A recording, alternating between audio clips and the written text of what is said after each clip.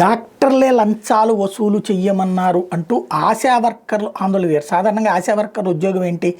పేదవాళ్ళకి రోజు వెళ్ళి వాళ్ళ పోషకాహారం అదంతా తినిపిస్తారు గర్భిణీలుగా ఉన్నప్పుడు. అలాగే పిల్లల పోషకాహారం అది కూడా చూస్తుంటారు. అంగన్వాడీలకు తీసుకెళ్ళి ఇప్పిస్తూ ఉంటుంటారు. వాళ్ళని ఆసుపత్రికి తీసుకొచ్చి ప్రభుత్వ ప్రసూతి వైద్యశాల లేకపోతే ప్రైవేట్కి వెళ్ళే పరిస్థితుల్లో పేదలు ఉండరు కదా, ప్రభుత్వ ప్రసూతి వైద్యశాలకు తీసుకొచ్చి డెలివరీ చేయించే బాధ్యత ఆశా వర్కర్లదే.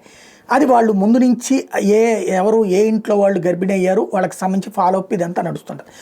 అట్లాంటి ఆశా వర్కర్లకు సంబంధించి కీలకమైనటువంటి వ్యవహారం నడిచింది ఏంటయ్యా అంటే, ఆశా వర్కర్లతో ఇప్పుడు పేదలు ఎక్కడ గతి లేక గవర్నమెంట్ హాస్పిటల్కి వస్తుంటే వాళ్ళని డెలివరీలకు లంచం అడిగారట. ఇది తాజా గొడవ. అనకాపల్లి ఎన్టీఆర్ ఆసుపత్రి దగ్గర ఆశా వర్కర్లను ఆందోళన చేసినటువంటిది.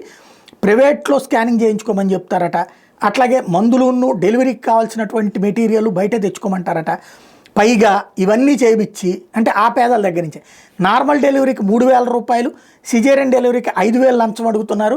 అట్లా ఇప్పించకపోతే ఆశా వర్కర్ని అక్కడ చిన్న చూపు చూస్తున్నారు, చులకన చూపు చూస్తున్నారు అంటే ఆశా వర్కర్లందరూ ఆందోళనకు దిగడం అన్నది కీలకమే.